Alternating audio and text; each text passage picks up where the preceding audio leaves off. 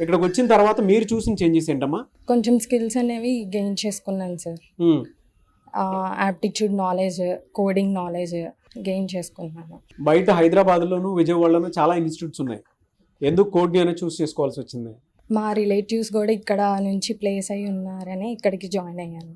Okay, place అయిన వాళ్ళు ఉన్నారు కాబట్టి. వాళ్ళు చెప్పిన దాని ప్రకారం ఇక్కడ 100% ప్లేస్మెంట్ సపోర్ట్ ఉందా? ఉంది సార్. వాళ్ళు Okay. విజయవాడ ప్రిఫర్ చేశారు, నేను హైదరాబాద్ వచ్చాను.